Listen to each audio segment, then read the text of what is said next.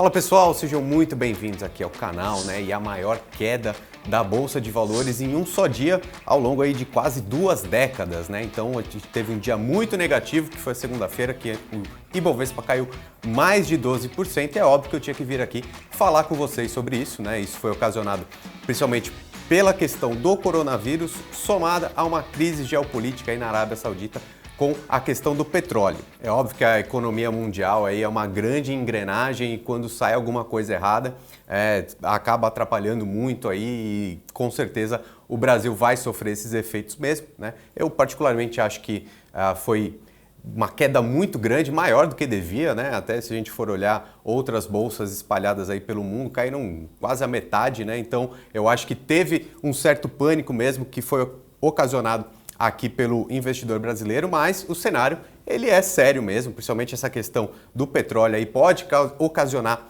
outras crises, né? Então, nesse vídeo aqui eu vou falar o que eu acho que você pode fazer com o seu dinheiro visto esse cenário. E será que a gente está passando por um momento de crise, né? De repente entrando num momento de baixa na bolsa, terminando um ciclo aí de quase 3 ou 4 anos de alta?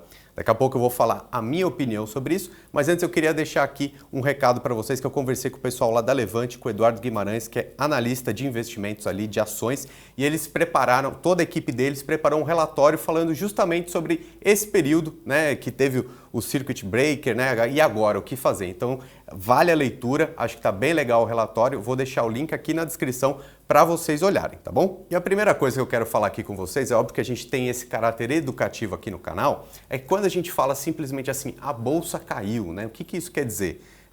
São mais de 400 empresas, aí, ações listadas na Bolsa de Valores, então a gente não pode ser simplista e falar assim, olha, a bolsa caiu, né? O que isso quer dizer? Muitas vezes a gente usa como comparação aí, como uma medida, o Ibovespa. O que é o Ibovespa, né? Ele é o índice que mede as 73 ações mais negociadas na Bolsa de Valores. Então, quando a gente fala que caiu cerca de 12% aí, foi o Ibovespa. Mas é óbvio que a Bolsa de Valores também tem outras coisas. Por que eu trago isso? Além das ações, dentro da Bolsa de Valores também existem os fundos imobiliários, né? Então, os fundos imobiliários eles são negociados na Bolsa de Valores. É algo totalmente diferente do Ibovespa, né? São outras características. E a gente pode ver claramente que mesmo nesses momentos de crise, aí, de incertezas no mercado, os fundos imobiliários eles são muito mais estáveis. Só para você ter uma ideia, eu vou até puxar aqui na tela do meu computador. Na segunda-feira, que foi o dia que teve essa maior queda, aí, o Ibovespa caiu 12,17%.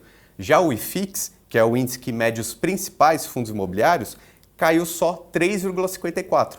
Tá vendo a grande diferença? Na quarta-feira de cinzas também aconteceu a mesma coisa. Teve uma queda do Ibovespa de 7% e o IFIX caiu só 1,47%. Em outros dias também aconteceu esse fenômeno. Aí teve um dia até que eu vou deixar aqui em cima, um vídeo que eu gravei, quando o mercado estava aberto e mostrava essa volatilidade menor dos fundos imobiliários. E isso acontece, é até mais fácil a gente conseguir entender isso, porque um fundo imobiliário ele representa imóveis físicos, né? E aí é mais fácil a gente trazer para a realidade.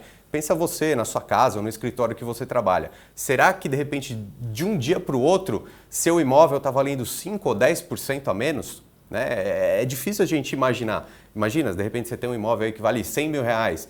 De repente daqui a alguns segundos ele está valendo 90 mil reais. Teve uma queda aí de 10%. Né? Então, o seu imóvel ele continua sendo o seu imóvel, ele continua tendo as mesmas características, ele continua tendo a mesma localização. É que quando a gente traz para a Bolsa de Valores, as negociações, a especulação acontece de segundos em segundos. Né? Então, acontece mesmo essa volatilidade, esse sobe e desce. Então, a gente precisa saber muito bem o que a gente está fazendo para investir certo. Então, muito bem, né? Entendido o que é então essa queda da Bolsa, o que é o Ibovespa, o que são fundos imobiliários, etc. Vamos falar agora dessa questão do circuit breaker, né? Que realmente foi acionado na segunda-feira, porque teve uma queda maior que 10% na Bolsa em um só dia, né? Naquele momento, então, teve esse circuit breaker, que era justamente para o investidor parar um pouquinho e pensar o que estava fazendo. Já aconteceram mais de 17 vezes na Bolsa Brasileira esse momento de ter quedas tão altas que acionaram o circuit breaker, né? Que traduzindo seria um disjuntor, né? Então é um momento mesmo de parar e reativar novamente, sabendo melhor o que está fazendo. E eu vou até mostrar aqui na tela para vocês, já foram 17 vezes que aconteceram quedas aí na casa dos 9%, 15%, 11%. Já foi por causa da crise asiática, crise russa, câmbio flutuante, crise nos Estados Unidos, enfim, delação da JBS, agora essa queda do petróleo acionada ao coronavírus, né? Adicionada ao coronavírus é a queda do petróleo. Então, assim, o que essas crises essas crises históricas aqui podem nos trazer de lição, né? É que em algum momento elas passam, né? Então a gente vai ter momentos como investidor que a gente vai passar por um momento de baixa, em outros momentos de alta, em outros momentos de incerteza. Isso faz todo sentido e é assim que funciona. Eu até peguei uma imagem, né, um print do Yubi Investimentos, que eles colocaram um negócio muito legal, né? Quanto tempo que as ações demoraram para se recuperar dessas quedas do circuit breaker, né? Então você pode ver, teve algumas que demoraram 2 anos, outras 7 meses, outra 1 mês e meio, outras 8 meses, ou seja, a gente não sabe, a gente nunca vai saber como investidor o momento de maior alta e de maior queda, né? Então a gente precisa estar sempre posicionado dentro da nossa estratégia, que é isso que eu vou mostrar aqui para vocês hoje, como seguir a sua estratégia para que ela seja vencedora. A gente tem que estar posicionado para tentar sobreviver a esse mercado e também aproveitar as melhores oportunidades. Muita gente aí tem falado do batismo de fogo, né? Porque de 2019 para 2020 a gente teve quase 1 milhão de novos investidores na Bolsa de Valores, né? Então foi um primeiro momento assim de uma queda tão grande em um só dia, né? Então é um momento da gente se tranquilizar mesmo e usar como aprendizado, né, como uma lição, o quê? Siga a sua estratégia, faça chuva, faça sol, poupe e invista, mas siga a sua estratégia de investimentos também, né? Eu diria que a gente pode ter 3 tipos de estratégia para a gente fazer nesse momento aqui na Bolsa de Valores. E eu vejo muita gente, todo mundo está falando sobre os investimentos nesse momento, até porque, né, gerou essa grande queda, um momento mesmo de desestabilização, mas eu vejo 3 estratégias que a gente pode fazer não só nesse momento, mas em qualquer momento, né? Que é a diversificação, o outro ponto são as oportunidades e o terceiro ponto, os dividendos. Vou explicar cada um deles agora. Quando você diversifica seus investimentos, você fica muito mais tranquilo, né, e monta ali uma carteira à base dessas quedas, desses solavancos aí que acontecem, né? Tanto que, assim, na minha carteira pessoal, o Ibovespa aí está caindo 17%, a minha está caindo 3%. Por quê? Por causa da diversificação, né? Então, a renda fixa, os fundos imobiliários, a proteção com dólar e ouro fazem com que esses momentos aí de curto prazo, desses momentos de queda, sua carteira fique mais equilibrada. E isso traz uma tranquilidade e uma certa segurança, né? Tanto que se você for ver aí os ativos que mais valorizaram em 2020 foram o ouro e o dólar, né? Essa estratégia de investimentos é uma que você pode fazer, né? Tendo uma diversificação de carteira, por exemplo, quem tinha aí 100% dos seus investimentos em bolsa de valores sem nenhum tipo de proteção, agora pode estar sangrando bastante e machucar o seu patrimônio. E não é isso que a gente quer que aconteça, porque a bolsa de valores não é um cassino. Os investimentos, eles são necessários, tanto nesse cenário como em qualquer outro, então você precisa aprender a investir direitinho, seguir uma estratégia. Mas existem pessoas, por exemplo, que não gostam desse tipo de proteção em ouro e dólar. Também é um outro jeito de investir. É uma segunda estratégia, né, que eu chamei aqui de oportunidade. O que acontece, né? Se você for pensar no dólar ou no ouro, o dólar, por exemplo, é uma moeda, né? Então a tendência de longo prazo desse tipo de investimento não é crescer tanto assim. Compara com, por exemplo, uma ação da Magazine Luiza. Cresceu exponencialmente aí nos últimos 4 anos, mais ou menos. Por quê? É uma empresa, são pessoas trabalhando, inovando, gerando valor para a sociedade. Então uma empresa sempre tende a valorizar muito mais. É óbvio que pode dar muito certo, como pode dar muito errado. Mas então essas pessoas que pensam em aproveitar a oportunidade de queda é porque gostam de uma empresa, confiam nessa empresa e se o preço dela caiu, aí é um momento de comprar por um valor mais baixo, né? Não, esse tipo de estratégia não usa tanto as proteções de ouro ou dólar, por exemplo, porque eles não acreditam que no longo prazo isso aqui vai valorizar tanto quanto uma boa empresa com um preço descontado, né? Mas eu gosto dessa estratégia também, mas eu acho que a gente tem que agir com calma, porque muita gente está falando na internet, olha, promoção de ações, está tudo muito barato.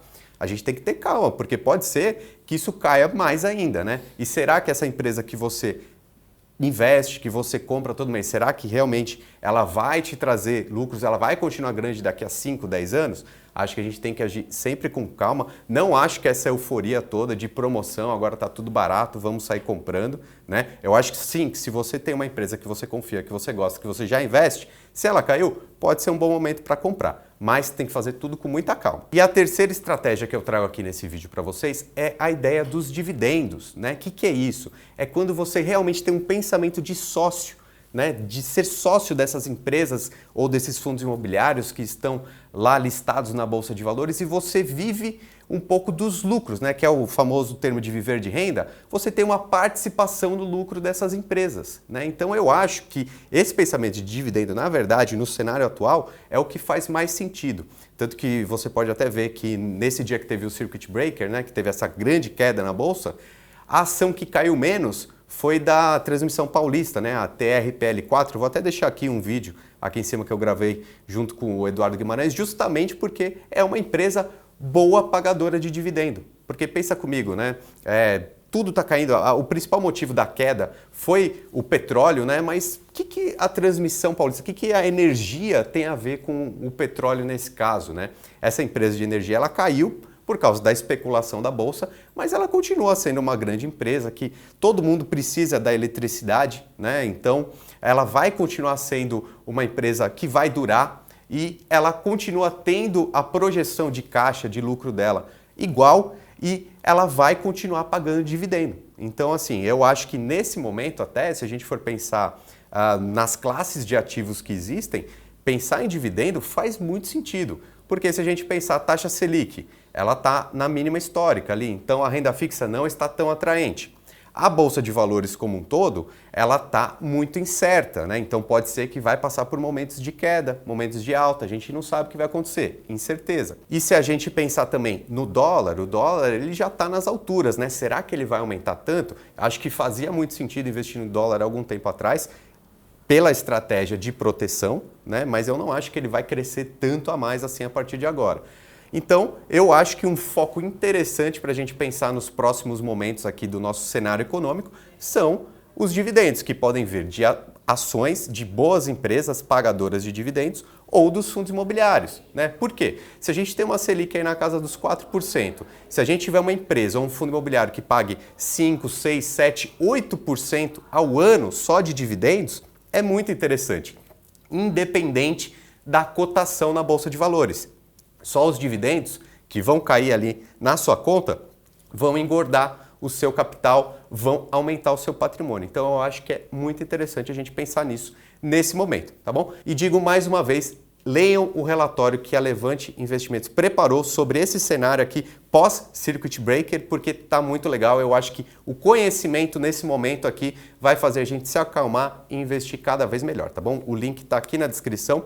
Aproveita e peço para você se inscrever aqui no canal, deixar nos comentários o que você acha que está acontecendo nesse momento, o que vai acontecer nos próximos momentos. Acho que é o momento da gente manter a calma e traçar uma estratégia que sirva de aprendizado justamente para a gente melhorar cada dia como investidor ou investidora, tá bom? Meu nome é Ricardo Natali e seja muito bem-vindo aqui ao canal do UFC.